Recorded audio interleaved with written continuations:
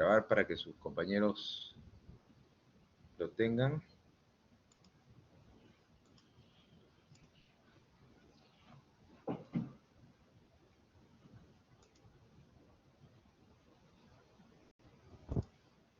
Bueno, el tema de la clase es traumatismo de partes blandas de la rodilla. Entiendo que el mismo tema lo tratan en otra clase, algo similar, traumatismo de rodilla. Vamos a empezar con un poco de anatomía, ¿no? La rodilla es una articulación formada por el fémur distal, la tibia proximal, el cóndilo femoral o el fémur distal tiene una estructura articular cartilaginosa, los cóndilos, el lateral y el cóndilo medial, esféricos. Y el platillo tibial es una estructura prácticamente plana, ¿no? Existen estructuras fibrocartilaginosas, que son los meniscos, menisco lateral, menisco medial, que actúan de engranaje, ¿no? de un resalto en la estructura tibial para que haya una congruencia articular entre la superficie esférica condilia y la superficie plana tibial, ¿no? Los meniscos vienen a ser estructuras de fibrocartílago que son blandas, ¿no? Tienen consistencia, pero son estructuras blandas que están entre los dos huesos, ¿no? Entre el fémur distal y el platillo tibial. En el medio tenemos los ligamentos cruzados, el anterior que va de la cara lateral de la escotadura de la rodilla hacia la parte de la espina tibial, en la parte anterior, y el ligamento cruzado posterior que va de la parte medial de la escotadura hacia la zona de la espina tibial posterior, ¿no? Los ligamentos, el colateral lateral y el colateral medial, que son, en el caso del colateral medial, un refuerzo de la cápsula articular, un engrosamiento de la cápsula articular. En el caso del ligamento lateral es un cordón fibroso que va de la cara lateral del cóndilo femoral lateral hacia la cabeza del peroné.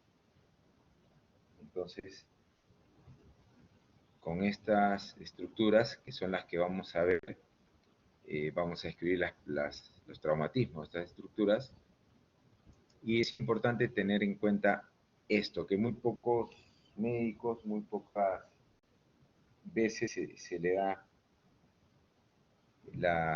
la importancia del caso, ¿no? Si nosotros tenemos el ligamento colateral lateral como elemento estabilizador lateral, el tensor de la fascia lata será un elemento muscular y tendinoso muy importante que complementa esta función.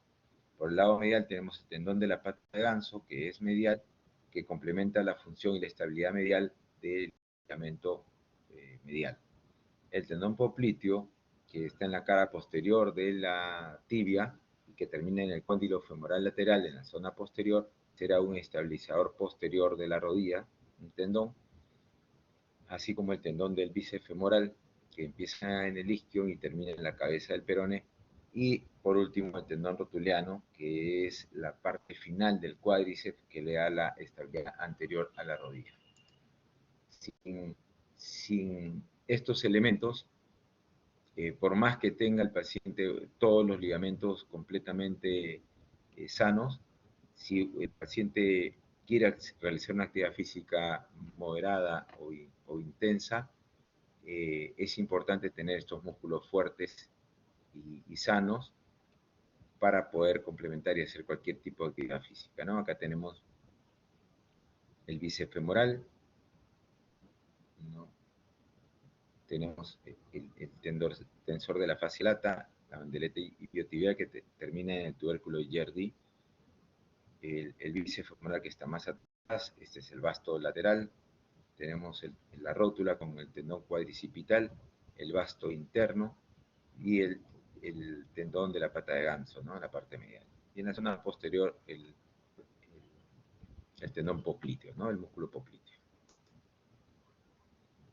Como siempre, en medicina es importante la anamnesis, ¿no? El paciente preguntarle si ha sufrido un traumatismo o si es un dolor que ha aparecido sin ningún trauma aparente, que ha sido una aparición insidiosa, un curso progresivo, es intermitente o es permanente, eh, hace cuánto lo tienen, si tuvo mejoría y luego recaída, eh, si es en el reposo o con la actividad, si es cuando sube escaleras o cuando las baja, eh, si es cuando hace algún tipo de torsión, ¿no? Si siente otros síntomas, ¿no? Como inestabilidad de rodilla, ¿no? Si ha tomado alguna pastilla, si ha hecho algún tipo de tratamiento, si se ha infiltrado, todas esas preguntas son importantes en lo que es la anamnesis.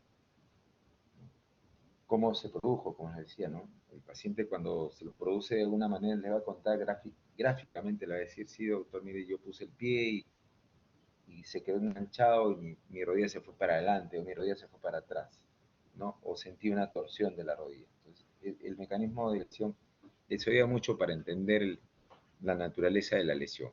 O muchas veces es una aparición sin trauma aparente, ¿no? Apareció de la nada, ¿por qué? Porque empecé a caminar un poco más, porque me mudé a una casa donde habían 4 pisos y no tengo ascensor. Es importante todos esos datos, ¿no? Y luego vamos a proceder al examen físico, ¿no? Primero la anamnesis, luego el examen físico. Vamos a empezar con los ligamentos laterales, ¿no? Los ligamentos colaterales tenemos dos, el lateral y el medial. Generalmente se lesionan por un movimiento brusco, ¿no? Una palanca lateral, un golpe o una palanca lateral o medial, ¿no? El paciente cae un pie y hace una torsión lateral o medial, ¿no? Varizante o valguizante, de acuerdo hacia dónde vaya, ¿no? Cuando hay una rotura del ligamento colateral medial o lateral, el paciente va a tener una gran limitación con una sensación de inestabilidad lateral muy, muy fuerte.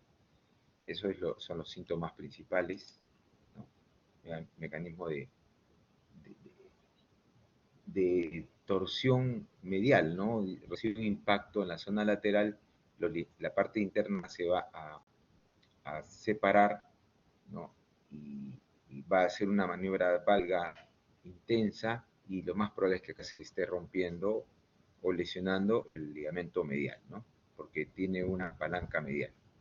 El golpe es externo, va a hacer una separación de los huesos de la zona medial, ¿no? Estas son las palancas, ¿no? Si el golpe es a nivel medial, ¿no? La separación va a ser lateral, y si el golpe es a nivel lateral, la separación va a ser a nivel medial, ¿no? Este es un traumatismo con un mecanismo de varizante forzado, ¿no? Por impacto en la zona medial, y este es un impacto en la zona lateral que va a ocasionar una maniobra de valgo forzada con probable rotura del ligamento medial. El ligamento colateral medial, como les dije, es un engrosamiento de la cápsula articular. Cuando nosotros tenemos una maniobra de algo forzada, vamos a estirar y podemos tener un estiramiento, una rotura parcial o una rotura total, ¿no? Eso es lo que vamos a determinar con la maniobra valguizante, ¿no? El examen clínico es, ¿no? Comprimo yo la zona lateral, ¿no? Y va a haber una separación, le llamamos bostezo, el signo se llama bostezo positivo. Cuando yo aprieto en la zona lateral y llevo el pie y el tobillo hacia la zona lateral y hay una separación, comparando siempre con el otro lado, por supuesto, voy a tener yo una lesión del ligamento lateral. Y viceversa, ¿no? Si yo hago una compresión en la zona medial, el pie del tobillo lo llevo a la zona medial y hay una separación de zona lateral, podría tener una rotura o parcial, total, o solamente un estiramiento del ligamento colateral lateral. El examen clínico es importante y la manera de evaluarlo, examinar, serían dos exámenes principalmente, ¿no? La ecografía de partes blandas, ¿no? Que nos va a mostrar una alteración con bastante precisión. La ecografía depende mucho del evaluador, que sea una persona que tenga experiencia en partes blandas, que tenga un buen equipo de ecografía, pero si ustedes tienen a esas personas que están entrenadas a su disposición, una ecografía podría servir. La resonancia magnética, que es este examen, no depende mucho el evaluador, ¿no? Es la imagen que se registra y ustedes son quienes evalúan la imagen, ¿no? Vemos algunas veces y esperamos el resultado del informe del radiólogo, pero muchas veces nosotros mismos somos quienes tomamos la decisión de acuerdo a la imagen que vemos, ¿no? Por la experiencia que uno tiene. Entonces, una vez que tenemos una disrupción, una rotura del ligamento colateral medial, vamos a pensar ya en tratamiento, ¿no?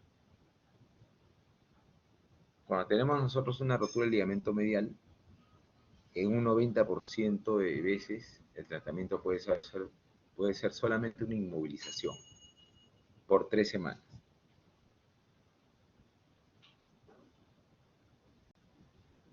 Al ser un engrosamiento de la cápsula articular, se forma una fibrosis, ¿no? Y es bastante duro, bastante fuerte, con una rehabilitación. Por lo general, el paciente vuelve a tener la estabilidad perdida. Por el contrario, una rotura del ligamento lateral requiere, al ser un cordón fibroso, requiere una cirugía con una reparación con injertos, ¿no? Como se muestran aquí, ¿no? Se coloca generalmente el injerto que más se toma para una cirugía, la especialidad es el injerto del tendón de la fascia lata, ¿no? Perdón, de la pata de ganso. Es el tendón que más usamos nosotros. Otro tendón que usamos es el tendón de Aquiles, ¿no? Que también no es todo el tendón, por supuesto, es una parte del tendón, que lo tomamos para poder hacer este tipo de injerto, ¿no? ¿Ya? Hacemos un orificio en la cabeza del peroné, ¿no? Y unos túneles donde colocamos con anclas, con tornillos, el injerto que hemos extraído previamente, ¿no? Tener cuidado mucho, acuérdense que por esta zona pasa el ciático poplito externo, ¿no? Y podríamos lesionarlo, el peroneo, perdón, sí, el ciático común, ¿no? Que pasa por esta zona y podríamos lesionarlo, por eso hay que tener mucho cuidado a la hora que se trabaja esta zona. Es el tratamiento para la rotura del ligamento colateral lateral. La rotura del ligamento colateral medial, el tratamiento puede ser con inmovilización, la gran mayoría de casos, ¿ya? Eso es lo que los diferencia por su tipo de estructura. Bueno, luego tenemos la patología meniscal, que es producida por un movimiento básicamente de torsión, un movimiento de torsión del pie, con el pie apoyado en el suelo, el cuerpo fija y rota sobre la rodilla y produce una rotura, como cuando se muele, ¿no? Bueno, en una época se usaba para moler las especias, se usaba una plancha y encima una piedra. Bueno, ese efecto es el que rompe el menisco, ¿no? Acá puesto progresivo porque cuando es una rotura total desplazada, la rodilla se traba, ¿no? Se traba, ya no se puede ni doblar ni estirar. A esto se le llama un bloqueo de rodilla. Pero cuando hay una rotura pequeña, con una pequeña porción desplazada, el fragmento pequeño no llega a trabar la rodilla, no llega a interponerse entre los dos huesos, el curso puede ser progresivo, ¿no? Puede el paciente tener fastidio, luego el fastidio va transformándose en dolor y luego una limitación mayor. Pero cuando una rodilla es aguda y sufre un traumatismo agudo y tiene una rotura de menisco importante, la rodilla se traba. La rodilla uno no puede flexionar ni estirar, ¿no? Va a haber una sensación de bloqueo, la rodilla está bloqueada, se encuentra bloqueada. Y el paciente les puede referir que hay algo que se mueve adentro, ¿no? Cuando el fragmento es grande, cuando el fragmento es pequeño, uno puede vivir incluso por buen tiempo soportando el dolor, el fastidio, pero produciéndose un daño en el cartílago, que es el motivo por el cual uno debería de realizar siempre una reparación meniscal, ¿no? Nosotros tenemos un pie apoyado en el suelo, y el cuerpo gira sobre ese pie, va a realizar una maniobra de torsión, ¿no? De rotación, y va a producirse una rotura de meniscos. La fisiopatología es esta, ¿no? Es una maniobra de torsión, ¿no? Una torsión. Pongo el pie, giro el cuerpo y voy a moler, ¿no? Voy a moler y voy a desprender una parte del menisco de su zona de inserción, de su zona eh, donde está fijo, ¿no? Entonces, si yo tengo solamente esta línea, no desplazada, no hay ningún colgajo suelto, probablemente el paciente lo que tiene es una molestia, un fastidio. Cuando ya se produce una rotura mayor, ya va a haber el bloqueo, que es el signo clásico de una rotura de menisco. ¿Ya? Le pongo estos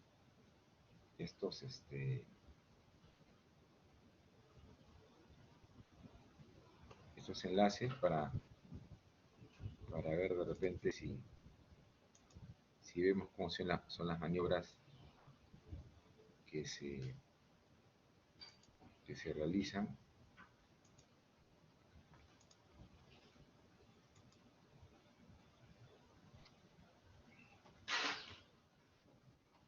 Siempre el examen clínico se tiene que realizar con el paciente acostado, el paciente en una camilla. No vale los favores de examinarme caminando, o en una reunión aprovechamos para que me des una opinión, porque lo único que van a lograr es hacer que el paciente reciba un mal diagnóstico, un mal tratamiento, y en vez de una ayuda va a recibir una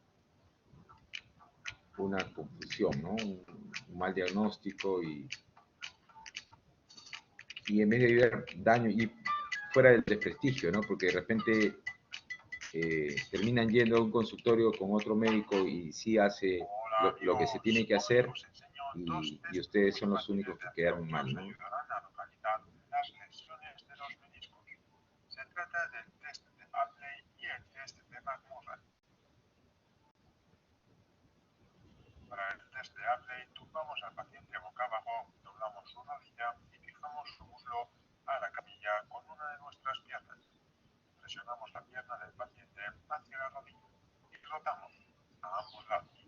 La aparición de dolor o resalte durante las rotaciones sugiere la existencia de un problema de menisco. Si aparece al realizar el movimiento de rotación interna, se trata de un problema del menisco externo. Y si aparece en el movimiento de rotación externa, será un problema del menisco interno. Aquí, como para aprender la zona, el menisco que se está evaluando va a ser el menisco para donde está yendo el talón, ¿no? Si ustedes llevan el talón hacia la zona externa, haciendo una maniobra de rotación interna, están evaluando el menisco externo. Si ustedes hacen una rotación externa, el talón está evaluando la zona interna, el menisco que están evaluando es el interno, ¿no? Para que se graben un poquito qué están evaluando y no se confundan. El talón, la zona para donde va el talón es la zona que se está evaluando.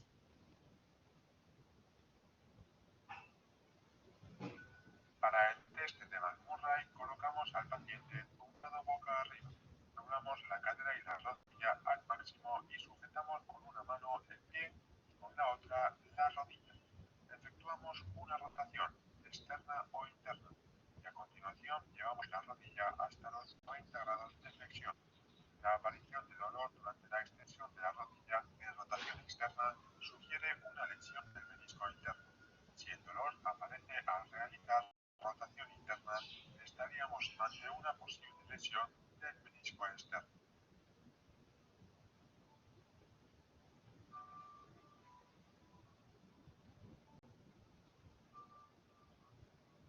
Si queremos añadir más tensión al test, podemos incluir un movimiento de abducción de cadera para la rotación externa de rodilla o una aducción para el movimiento de rotación interna.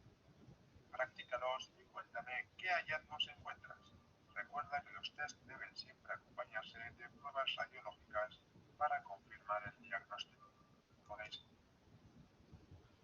Bien importante poder evaluar la zona muscular del muslo, ¿no? Si un paciente viene, acuérdense ustedes siempre que el paciente puede tener la gran mayoría de veces la intención de minimizar síntomas, minimizar el cuadro, porque saben que si, o han escuchado que si el menisco está roto hay que operarlo y muy poca gente quiere de por sí operarse. Entonces, eh, si ustedes tienen un paciente que le retiran la ropa de la zona del muslo y ven una atrofia muscular marcada, ustedes tienen que deducir que esta lesión tiene cierto grado de importancia para la función del paciente y es que ha hecho que el paciente eh, adelgace la zona muscular, ¿no? Entonces, siempre es importante poder observar y ver, ¿no? A veces uno no tampoco hace el examen en el sitio adecuado o lo hace con toda la ropa, el pantalón y no puede observar la musculatura, ¿no? Son momentos en que uno tiene que sumar detalles para llegar a un mejor diagnóstico, ¿no? El examen radiológico para una rotura de menisco es la resonancia magnética. No hay otro. Yo he visto informes ecográficos que informan y hablan de rotura de menisco,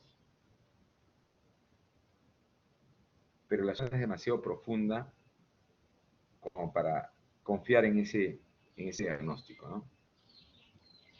Si ustedes tienen sospecha de una rotura de menisco, la prueba que tienen que pedir es una resonancia magnética. No hay otra.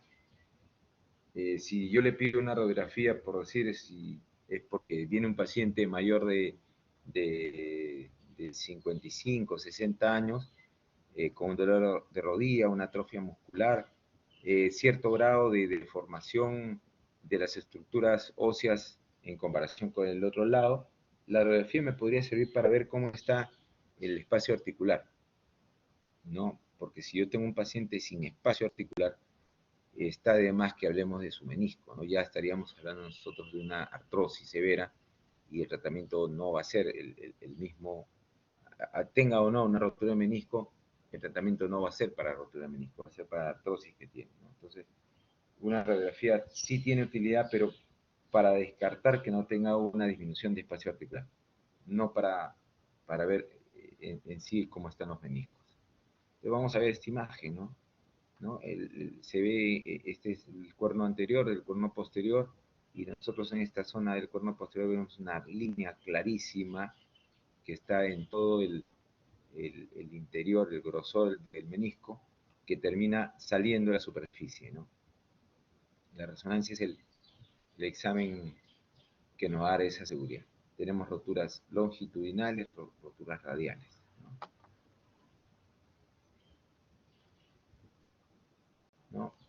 importante para tener en cuenta para el tratamiento la anatomía y la histología, ¿no? El menisco, esta es la parte lateral, la parte capsular, y esta es la parte profunda, este es el medio del hueso, por decir, esta es la zona lateral. Es la que tocamos, es esta zona, la parte que está profunda es esta. El menisco es un triángulo, ¿no? Es grueso en la periferia y se va adelgazando hasta la zona más profunda. La inervación es así, viene la sangre, ingresa por la cápsula articular, ingresa a la parte más periférica, que es la zona roja, ¿no?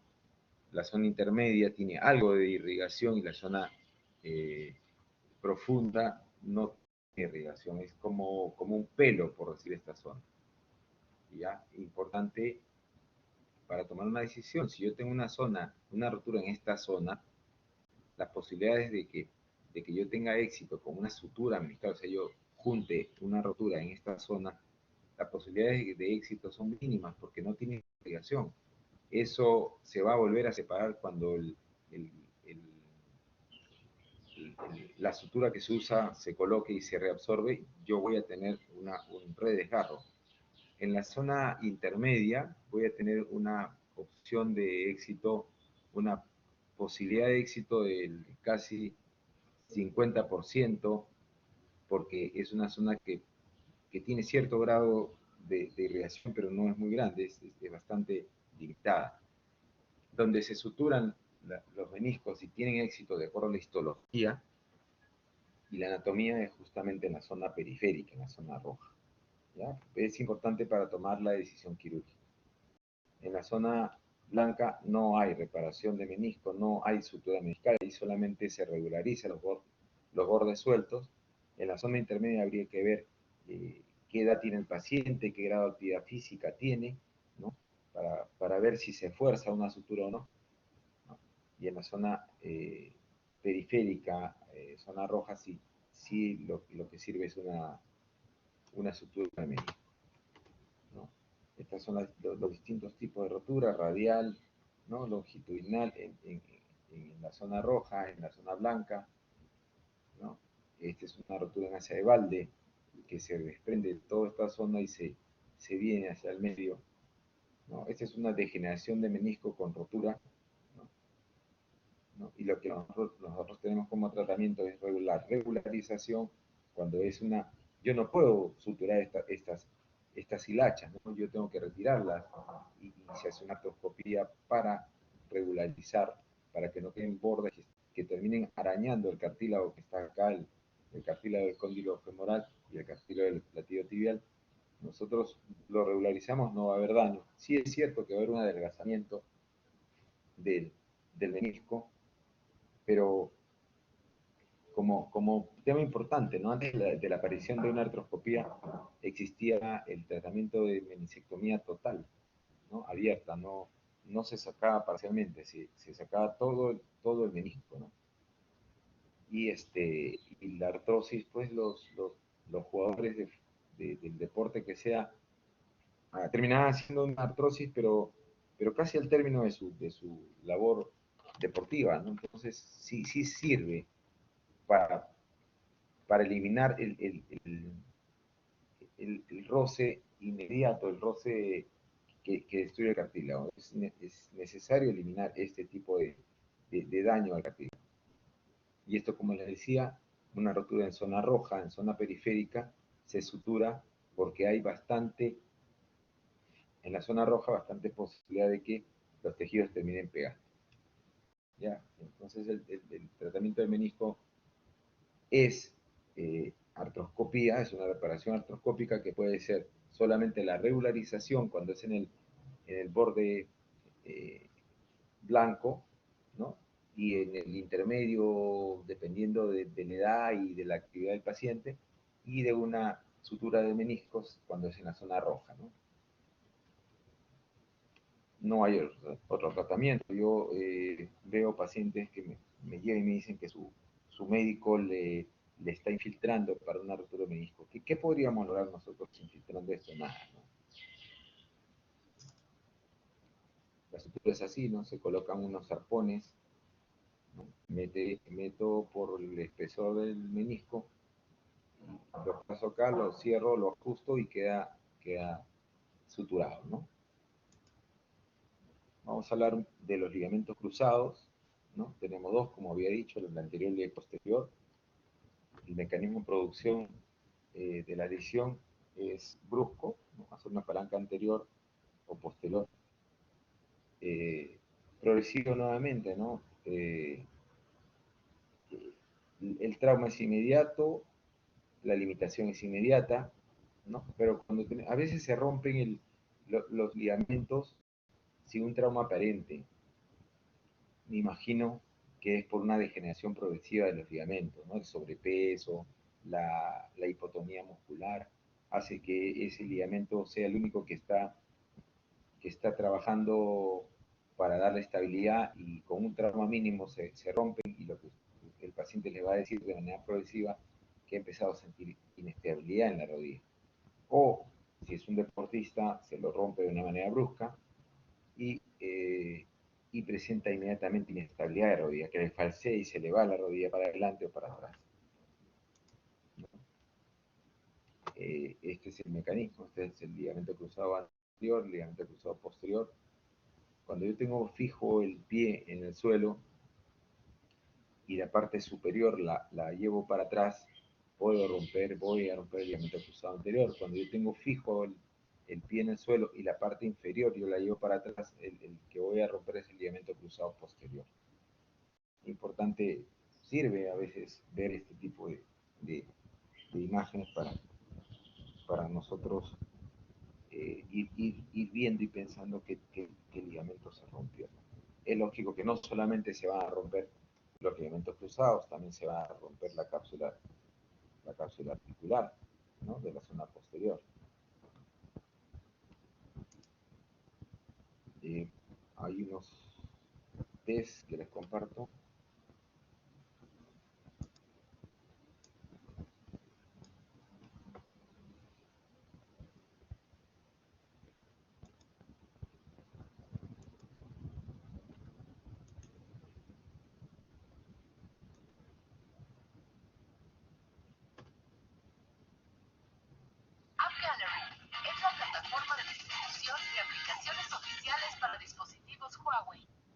Hola amigos, hoy os enseño dos test muy fáciles de hacer que os ayudarán a localizar las lesiones de los meniscos.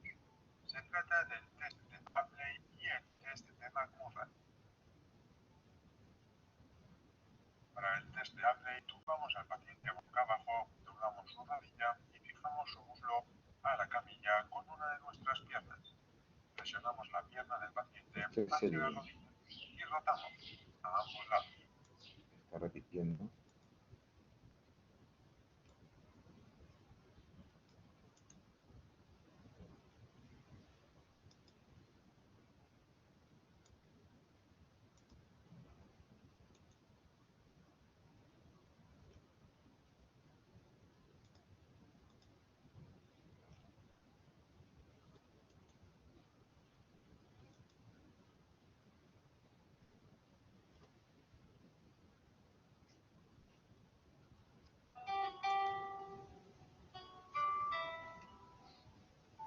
Bienvenidos a Fisaure.com, portal de fisioterapia y salud. En este vídeo vamos a desarrollar el test del cajón anterior y posterior. Es uno de los tests más conocidos y más realizados para valorar la estabilidad antero-posterior de la rodilla y la integridad de las estructuras que aseguran esta estabilidad. Para la realización de este test, el paciente se encuentra en decúbito supino. Le pedimos que realice una flexión de cadera y rodilla aproximadamente de unos 90 grados y nos sentamos sobre su pie para fijarlo. Nuestras manos van a realizar una toma bimanual a ambos lados del tendón rotuliano, palpando las mesetas tibiales. Desde esta posición, para realizar primeramente el cajón anterior, realizamos una tracción postero-anterior, ayudándonos de nuestro tronco. Desde aquí valoraremos estructuras como ligamento cruzado anterior, ligamento oblicuo posterior, complejo arqueado popliteo, además de las porciones posterior interna y externa de la positivo y si el desplazamiento anterior de la tibia es exagerado. Para ello debemos compararlo siempre con la rodilla contralateral. En una segunda fase partiremos de la misma posición, pero valoraremos el test del cajón posterior. Para ello, el empuje será antero-posterior. Aquí valoraremos el desplazamiento hacia posterior de la tibia. Si este desplazamiento posterior es exagerado en comparación con la rodilla contralateral, sospecharemos de lesiones en las siguientes estructuras: ligamento cruzado posterior, complejo arqueado popliteo, ligamento oblicuo posterior e incluso ligamento cruzado anterior.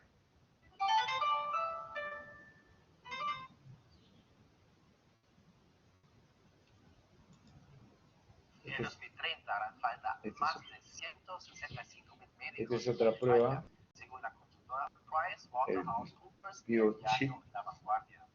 Eres médico especialista y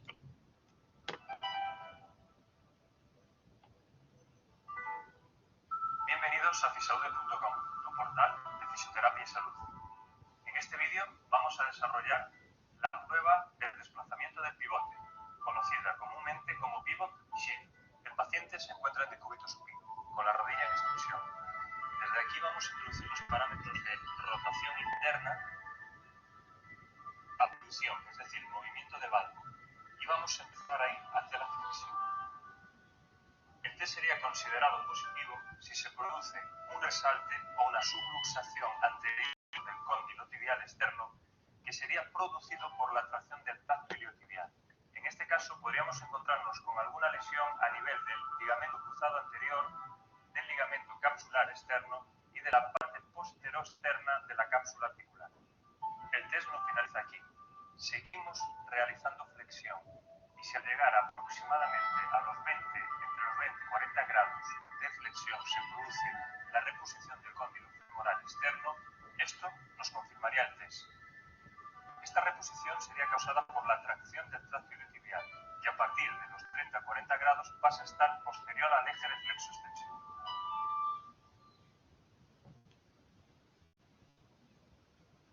Y esta es la prueba de Lachman. Son 3 pruebas para ver ligamentos cruzados que se usan bastante. Bienvenidos a fisaude.com, tu portal de fisioterapia y salud.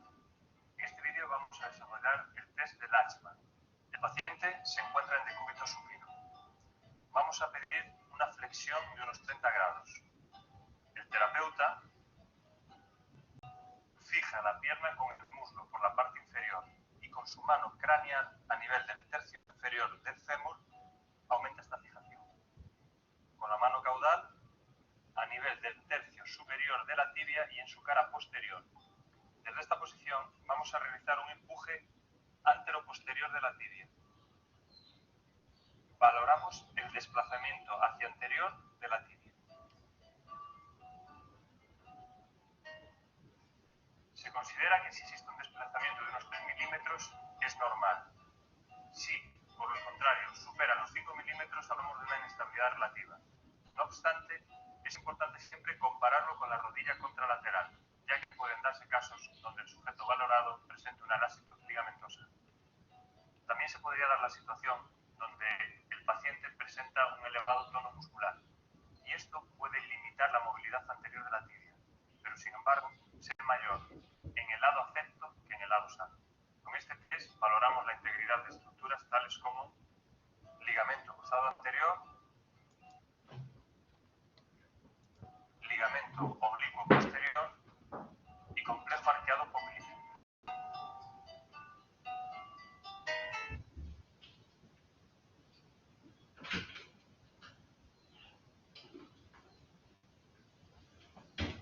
¿Sabías que hablar inglés aumenta un 40?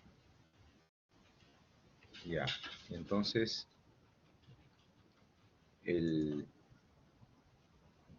una vez que tenemos el diagnóstico,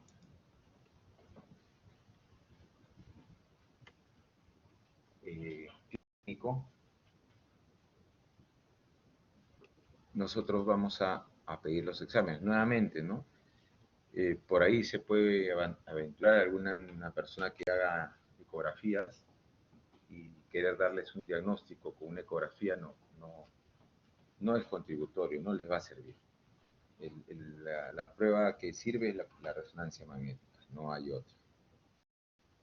Vamos a ver bien claro acá, el ligamento cruzado anterior, el ligamento cruzado posterior. Ustedes ven estos cordones y van a ver claramente que están íntegros, y acá no se ve el cordón ni el anterior ni el posterior con una rotura de ambos ligamentos, ¿no? El tratamiento del ligamento cruzado anterior y posterior es con injertos, ¿no? Se va a colocar injertos de pata de ganso, injertos de hueso, tendón, hueso, de tendón rotuliano, ¿no? Y vamos a hacer unos túneles dependiendo de cuál sea el anterior y posterior y se fijan con unos tornillos. No existe otro tipo de reparación ni tratamiento, aunque hay algunos autores que mencionan algunos tratamientos que en realidad no se ha demostrado claramente que no sirven. ¿Ya? También tenemos en la rodilla la patología rótula, que es bastante frecuente, ¿no? La rótula tiene que tener siempre una ubicación que va por la tróclea femoral, ¿no? Y luego el paciente puede empezar a presentar un dolor, molestia, fastidio, ¿no? Puede ser por momentos, puede ser que aumenta, luego desaparece, ¿no? Y una sensación de roce de la patela, o una sensación de que se va a salir o se puede salir de su sitio, ¿no? Eso es lo que el paciente suele decirle. Como le decía, existe en el cóndilo femoral una escotadura por la cual debe pasar la rótula. Existe un equilibrio muscular que debe haber siempre para que la rótula se traslade de manera longitudinal. Cuando se rompe el equilibrio del cuádriceps, va a haber una lateralización o medialización de la rótula que va a originar un roce en la carilla lateral o en la carilla medial. Si ustedes ven esta imagen, nosotros tenemos un eje de rodilla que tiene que terminar en el medio, ¿no? Cuando tengo una rodilla muy valga, el eje va a terminar en la zona lateral y por eso va a predisponer a un roce. Y cuando tengo un paciente muy varo, que es la inversa de esto, vamos a tener una tendencia, el eje va a estar en la zona medial y vamos a tener un roce medial, ¿no? La patología, la fisiopatología del problema rotuliano termina siendo un problema de ejes y un problema de la tonía muscular del cuádriceps. El examen es simple, ¿no? Una compresión, un roce, hay dolor, estamos frente a un problema patelar, ¿no? La radiografía nos puede servir un poco para ver la medialización o lateralización de la rótula. Miren cómo acá la rótula está más, no en el medio, sino para un costado, y va a originar un roce y un desgaste, ¿no? Acá igual, ¿no? Una resonancia que es el ideal para ver la condromalacia, vamos a ver una disminución de la densidad del cartílago, ¿no? Con compromiso ya subcondral, ¿no? Óseo subcondral, ¿no? El tratamiento va a ser fisioterapia en la gran mayoría de casos, ¿no? Buscar desinflamar, fortalecer los músculos para alinear el recorrido de la rótula, ¿no? Algunas veces tenemos que hacer nosotros unas cirugías de limpieza de las adherencias que se forman dentro de la rodilla y unas microfracturas para motivar el llenado cicatrizal del hueso expuesto, ¿no? Vemos una artroscopía como debería ser la rótula, ¿no? Y su desplazamiento en el cóndilo femoral, ¿no? Pero cuando tenemos un compromiso, un daño de la rótula termina dañando o deflecando o pelando su cartílago, ¿no? En este caso es una condromalacia grado 3, en este caso es una condromalacia grado 4, con exposición de hueso. Se limpia y se hacen unas perforaciones para que sangre y se forme una estructura fibrosa que evite el roce del hueso poroso, el hueso poroso de la rótula con el hueso liso, el cartílago liso del cóndilo femoral. Para terminar, importante, para mí muy importante, porque muchas veces nosotros menospreciamos estas estructuras, la estabilidad de la rodilla va a estar muy, muy ligada a la integridad o de la inflamación o de la rotura de estas estructuras tendinosas, ¿no? ¿No? Para hablar un poquito volver a hablar un poquito de rótula, ¿no? Acá está el vasto externo, vasto interno. Un aumento de fuerza del vasto externo y un debilitamiento del vasto interno va a ocasionar un desplazamiento lateral de la rótula con un daño de la caridad lateral, ¿no? La fisioterapia es para buscar indemnidad y que el músculo medial o el que esté debilitado fortalezca y vuelva a hacer el recorrido correcto, ¿no? Como les volví a repetir, siempre hay que tener presente los tendones, siempre, que nos va a dar la estabilidad anterior, la estabilidad posterior, ¿no? Esto, por ejemplo, es una rotura. Miren, yo he tenido pacientes con esta imagen, tanto eh, de la inspección del paciente o con una radiografía, que han llegado, han estado frente a un médico y el médico le ha pedido resonancia magnética. Yo tengo esto, yo tengo el 90% de diagnóstico de rotura del tendón rotuliano. El tendón se rompe y asienta siguiendo las fibras musculares. En una radiografía, la rótula debería estar a este nivel, está hacia arriba, tengo que pensar que acá había una rotura. ¿No? Siempre tener presente eso, pasa, sucede. Desgarro del bíceps femoral, ¿no? Que queda en la zona lateral, posterolateral del muslo, ¿no? Cercano a la cabeza del peroné, se desgarra, se rompe, es una zona de lesión muy frecuentemente, ¿no? La tendinitis de pata ganso muy frecuente, ¿no? Es un dolor en la zona medial de la rodilla, sobre todo del platillo tibial, de la tibia, más que acá se localiza el dolor, ¿no? Es un dolor tendinoso, que nos puede dar sensación de inestabilidad también, ¿no? ¿Ya? La tendinitis poplitea, que es un dolorcito en la parte de atrás de la pierna, casi nunca le damos importancia, pensamos siempre en menisco, pero ahí está el tendón popliteo que puede inflamarse nada más y mejorarse con una fisioterapia. ¿Cómo hago el diagnóstico diferencial? Lo examino, hago pruebas físicas, rotación, palpación, y si tengo muchas dudas, saco la resonancia, y si yo no tengo ningún problema meniscal, tendré con seguridad un problema del tendón popliteo. Se cura con fisioterapia. Bueno, esto es todo lo que quería compartir. No sé si hay alguna pregunta, alguna inquietud.